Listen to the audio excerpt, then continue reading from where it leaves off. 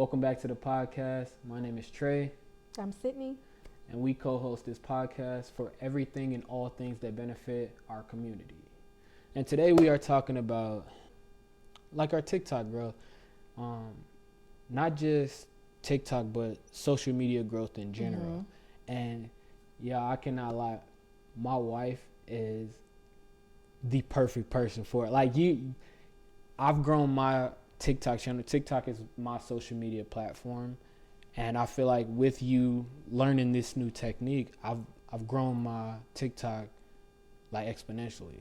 And I just want to really like get your perspective of honestly, one, how'd you find it, and two, what made you like feel that, oh, this is something that is right for me, and not just me but my husband as well. Like, what put you in that state? How I found it, I actually started to post more content, and with the content that I was posting, I started to add hashtags like community growth, how to grow your community, because the content that I was creating is helpful to content creators and how to get clear on their messaging, how to talk to people. And then what made me want to start creating that type of content is a DM that I got from someone. And I was like, wow, he thinks I'm his audience. And I wasn't. I'm not his audience. And so then that motivated me to start making videos. And then I'm also really good at helping people figure out what to say and how to say it. So I came up with the concept of how I wanted to stand out. I didn't want to just do a talking head video. I didn't want to be up dancing. And I still wanted to keep it educational. So I found a template on Canva, and I was like, I've never seen anybody do this before. And maybe someone has, but I've never seen them. So I was like, I'm going to literally tell people what to say when it comes to DMing or trying to grow their community on social media. So that's where it started. And then with me adding the hashtags, that's what made TikTok say, okay, this is someone who's interested in growing on the platform. So let's start showing her things that are growing, like other people who maybe use the same hashtags. And I was just scrolling and I came across a live with a live host. It was about 300 people in the room. And she was telling people to follow other people. And I was like, what is this? So I stayed in there for a couple minutes. And I noticed that I started getting followers. And then she was like telling you what to do. Like, okay, this is how it works. This is what we do here. And she was breaking it down. And basically you go in there in order to get seen, you send her a gift. So you might send her a rose, or you might send any gift. It can be an exclusive one. It's all up to you, the amount of money you want to spend. But you send a gift, and when you pop up on the screen, it's going to put you in vision of everybody who's coming in and out of the room. Honestly, it's like cheap advertising, right? Yeah. Like, instead of, because you know, like how like the Super Bowl commercials, you know how much people pay just to get in front of those eyes. Yeah. Now with you doing like with you finding this concept of TikTok live, and then people promoting other communities and basically following one another, basically helping each other get to the top, or get their following correct. It's like, this is just really that, but on a social media aspect. Why do you feel this is important, to be honest? Because when you told me about it, it intrigued me. So why do you think it's important? I think it's important when it comes to building community, because if you don't have a community, you can't grow your business if no one knows that you exist. So now when I'm on social media, I'm more interested in like going to someone's page and seeing what are they doing. If they paint, I'm commenting like, your work is great, are you selling it? Because I feel like if I go and engage and ask them a question and compliment them on their work, it's gonna, one, make them feel good and want to keep going. And two, is going to give them an idea of like, okay, that's a new idea. I wasn't thinking of selling it, but if she says it's good, then maybe I should think about selling it. And it could just be a hobby, or it could just be you receiving the compliment and you say, thanks, I appreciate it. But I feel like that is important. And even going on somebody's live and no one's in there, and you just saying, hey, what's the goal of your live today? And they might say, you know what, I didn't have a goal really. I was just on here to meet new people. And so like I start to create those conversations to be like, okay, well, you should have a goal, and do you sell anything? Like, do you want to build a community? Like, what are you on here for? Because if you follow me from a live that was all about growing on TikTok, if I go to your live, you have to be the type of person that is interested in growing. So now I'm interested in figuring out how I can grow. So I'll just pop in and be like, hey, I'm here to support. And I might ask a few questions just to get you talking and getting your community to understand who you are. So that's why it's important. Okay, so for like the people that are like watching and listening to us right now that have a TikTok, right? How do they find these lives? You would type in the search follow for follow or follow for friends or friend to friend, something like that. And it'll usually come up and you can see like if there's a live host that they're actually on live at the time, you can click on and go to their room. And just see how it all works. You don't have to go in there and spend any money. You don't have to say anything. In some of the rooms I've gone in, and I'm immediately getting a follower just because I'm on the list of the people that are in the room. And like, why did you do these? Like, once you found this live, why did you feel like it was important for you? Like, why do you need to get in front of eyes? What I am talking about in my content, people need to see it. Okay, let's talk about your content. I want to we gotta inform the watchers because you know they're one getting to know us and they're gonna eventually get to know our content. Why not kick it off right now? Let's let everybody know what you do. Why you need to be in front of eyes. Okay, so I noticed that my percentage of the people that were on my page were mostly men. They weren't engaging with my educational content, but if I posted something that was just so like silly or humorous, then I would get engagement then. But the things that were like community based or growing or learning or teaching something, I wasn't really getting views. I was stuck at like 100, 200 views. And I felt like I needed more women. And I would go on other people's pages and see that, okay, there are women over here that are interested in growing. So I just need to get in front of more women that are interested in growing. So I need to put myself into more spaces.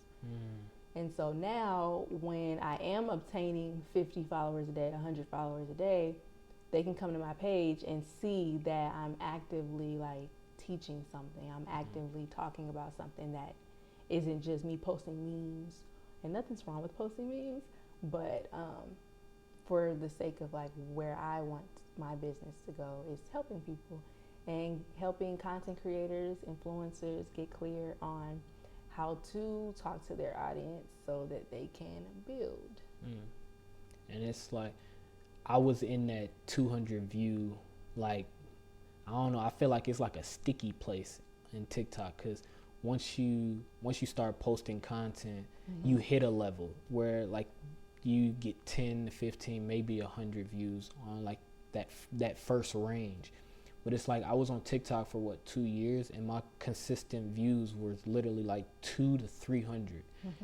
And you came to me with this concept just yesterday and I've doubled my following. Like, how can you get somebody else to do it? Like, just because honestly, it wasn't something that I felt was for me because I don't like I gotta go like gift this person or I have to go and follow for a follow when I probably don't like that person's content. But why do you feel that it is important for people to really get into a community, share their knowledge, and then they'll receive on the back end? I think that those communities where everyone's following each other, all of those people have the mindset already of supporting each other. So it's not like, it's very few times where you follow someone and they don't follow you back, and you can see that the person that you're following, like you can go in a room and choose to just follow people that send gifts. Because you may have the intention of, okay, when I go live, I want people like them that come into my room to then gift me. So it can be that intention, or it can just be, these are people that I see are generous. They're generous with their time, they're generous with their money, they support other people, they're not here to judge. So like, I feel like those were my type of people. Okay. So, and I feel like basically once you like start getting the following, what is like the next step? You know, what should you do when you are getting, like, when you're low key like building your community through these groups? What is like your next step? Because I feel like a lot of people are gonna get in these lives, they're gonna get a bunch of followings, and just feel that is it. You a nice coach. I feel like you can lead people to the water. You know, what should they do next? I think that they should have some type of purpose for why they're on TikTok to begin with.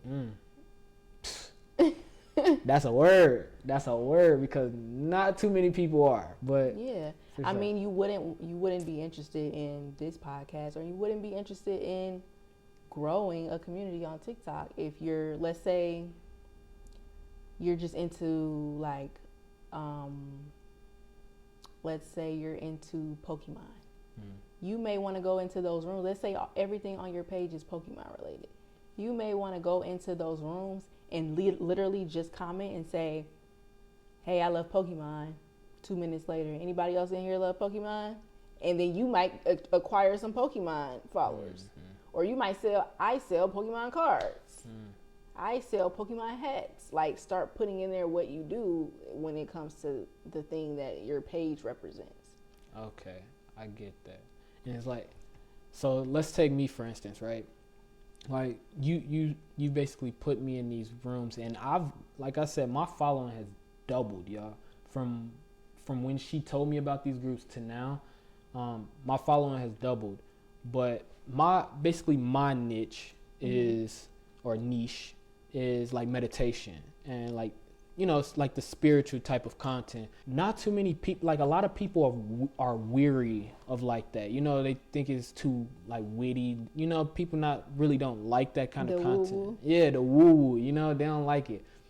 How can I really like take the people that I've followed and to get them interested in what I'm selling, what I'm marketing? You know. That's a tough one, because if they're not interested, they're not interested. So it just comes down to, it's a numbers game. You may acquire 100 followers and only 2 are interested in what you do. And then maybe 98 will stay, or maybe 2 will stay and 98 will leave, but you still acquire 2. Yeah. So it's a numbers game. You may have to acquire 6,000 new followers, and just maybe a small percentage will stay, but that small percentage is all that you need. You don't need 10,000 followers to necessarily do the thing or sell the thing. Okay. And so, so you talked about it earlier, about when someone follows you, you look to see at their profile.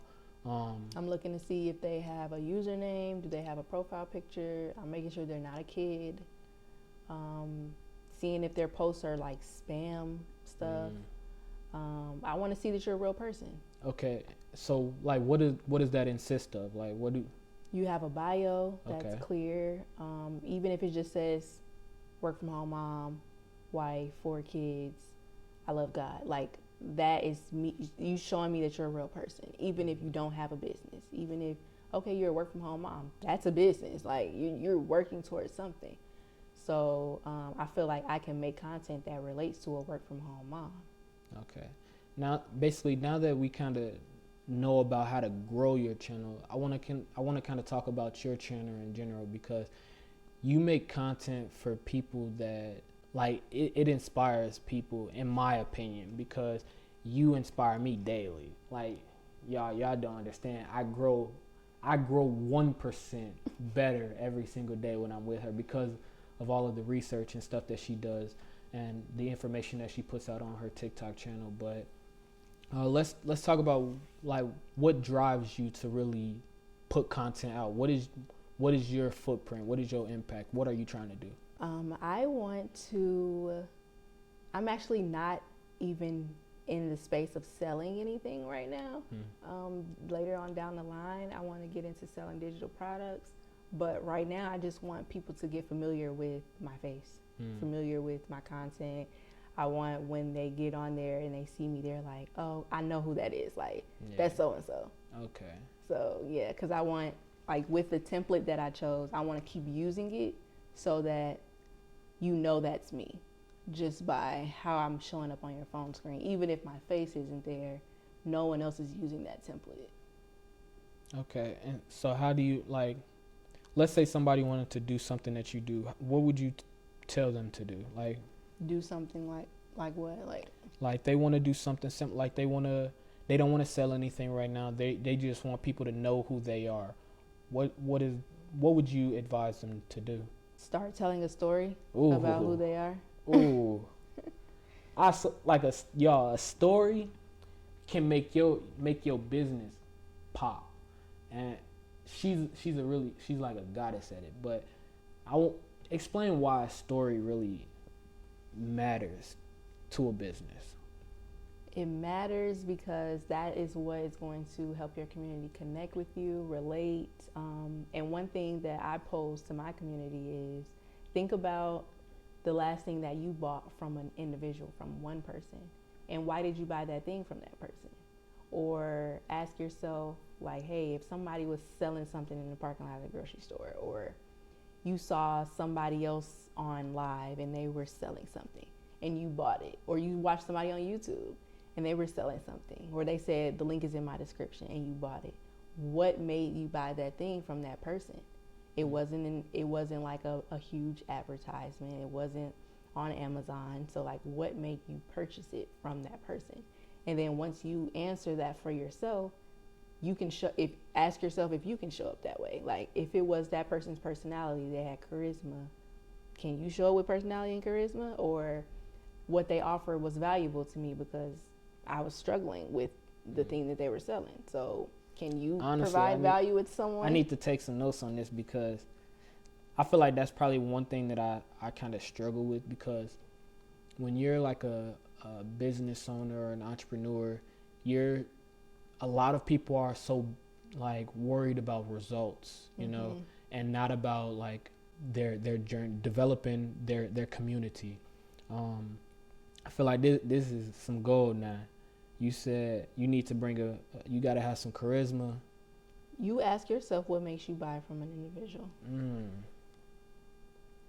Because 9 times out of 10, it has nothing to do with what they look like or the price of the thing. You right, because there's things that I've paid. Like, I paid $1,000 for a spiritual class. That's what really got me into this, my space, the meditation space. I paid over $1,500, and this was when I did not even have a job. Yeah, what made you buy that?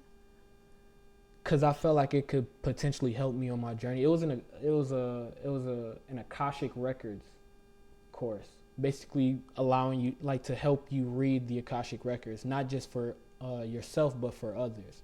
And I paid a lot of money for it. Did you feel like the money that you paid was worth the value that you got? Oh, would you pay more for it today, or would you be like, it was about what I paid? No, I can definitely say I would pay more because of the one-on-one-ness that you got. Like, even though it was a group course, you still got to actually speak with the instructor. Like, the instructor will be able to call out on you, and you're practicing. So I feel like those little bits of help and the hand holding and like stuff like that, I feel like is worth the payment, because there was something that I paid $300 for, and it was just the course. Like, no instructor, no nothing. I'm just doing this on my own. And it's like, okay, I never pay $300 again for something like this, because it's like I wasn't holding myself accountable, you know? So you feel like with something being a higher ticket, you need it to be a little more like hands-on. A little bit, yeah, just because because me and you, we've done a whole bunch of entrepreneur things. Like, we've took courses, classes, and everything because we're entrepreneurs. And I'm pretty sure you can attest to this, but it's like when you have somebody there that knows more about a topic, that is willing to help you, I feel like I'm willing to give them as much money as they can, or as I can, because they're taking the time out to help me, when they could have easily just put all of this stuff in a course like college, or, you know, and allowed me to just gave me a test, you know. Just, it's just one of those, okay, do it on your own. You already got the money from you. I don't care if you pass or fail.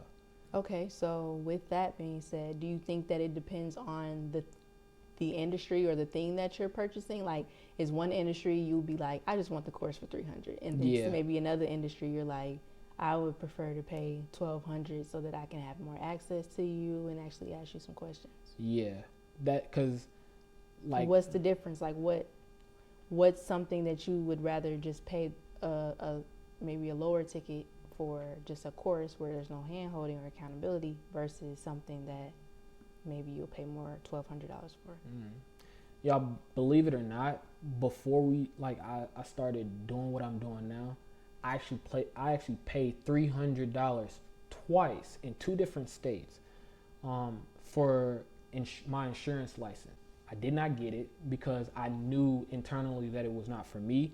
But it's like, that's a field that I can't see myself in anymore. So it's like, if it was something that I had to pay for, I'm like, okay, I'll pay the $300. I don't care about an instructor. I don't care about that. But it's like, in my field, I'm like, okay, I need to know a little bit more about this. So just in case I get a client that is familiar with this or that is interested in this, I have a direction to point them, and 2, I can actually answer something for them. So I can see, like, in my field, I'm willing to pay like a high ticket offer, but let's say like insurance, real estate, or something that I don't even want to get into, I'm not gonna pay that much because I don't feel it's valuable for me. Okay, so with that, because it's valuable to someone. So now that we know that it depends on the field that you're interested in. So if you're someone who is creating content and you want to sell something that is high ticket, then you need to be talking to the people who are interested in that same thing. They don't know as much as you yet, because they're the ones that are going to pay more for you to hold them accountable. So the only people that would be like, your price is too high, or do you have a course that's a little bit less or a little more affordable, those are the people that aren't really interested, like how you said about the insurance. Like, it's like you're interested for now, but you're not interested for the long term. This isn't like something you're looking for as a career. This is something that you're literally just curious about today. Okay. So do you feel like, basically tying this around full circle, so let's say if somebody was in like the real estate industry, you think that going on the TikTok lives and basically getting that following, building that community, that's a good thing for them, even though they could potentially connect with somebody that is not even in their field? Yeah. I do understand that. Okay. And if they're in real estate, who are the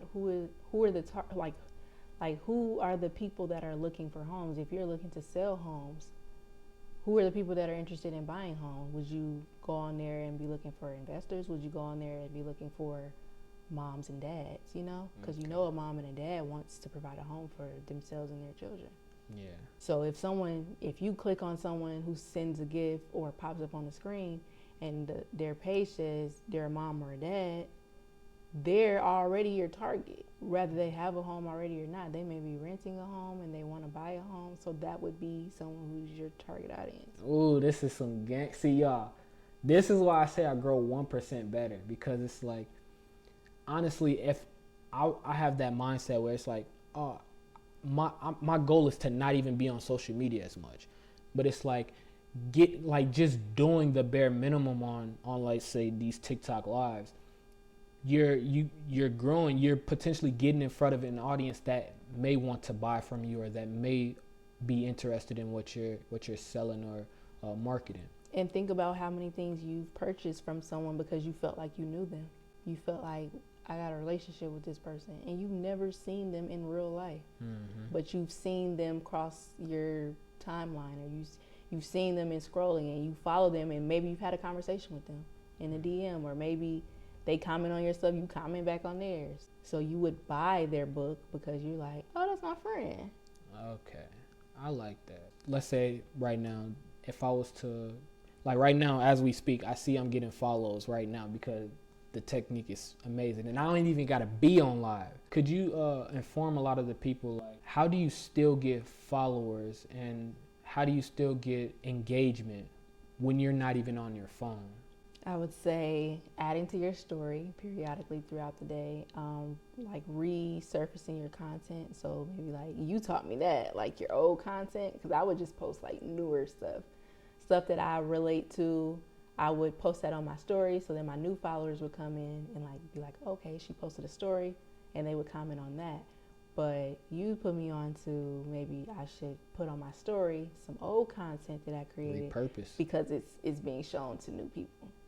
And I feel like that saves so much time. It does. Because it's like, let's say right now, like any of the watchers or listeners have like 100 videos, but their 100 videos have not been getting maybe 1,000 likes or 1,000 views. Then they start doing this TikTok thing. Then they start getting followers. They should repurpose the content that they currently have instead of stressing about making new content for new people. Mm-hmm. Yeah, we on to something. Y'all, she got some sauce. And I used to feel like I don't want to repurpose my old content because that's not who I am anymore. Mm-hmm. But it's like, I guess I shouldn't care about that. Because I feel like I've changed my look, I've changed my personality, I don't talk the same.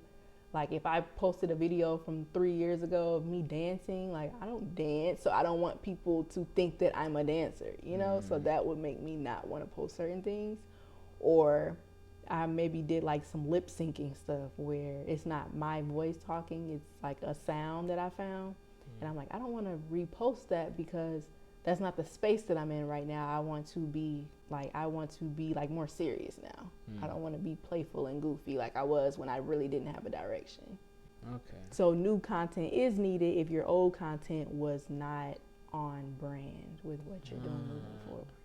I like that. Or take the same topics that you may have talked about like a year ago or 2 years ago and like reformat it the way you speak about it, because how you spoke about it back then when you were new to speaking on social media, it may not have come out as fluid. Now you can speak about the same topic, but you can format it different. You know how to ask your followers a question now. You know how to speak to them better because you have the 2 years of experience. Okay, so if we was to give, like, we gonna wrap up the first episode. If we was to give like the watchers like a call to action right now from listening to everything today, what would be like some steps or like some to-dos or have-tos? What would you recommend? That's a good question. Depends on what they like in order to grow on social media, a step to grow on social media.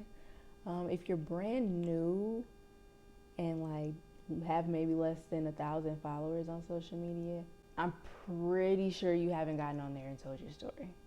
So that would be my step one, is to get on there and let people know your name, who you are, what you go by. It could be a nickname.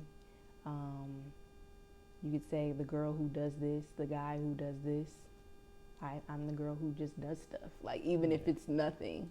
Or I'm the guy who paints stuff.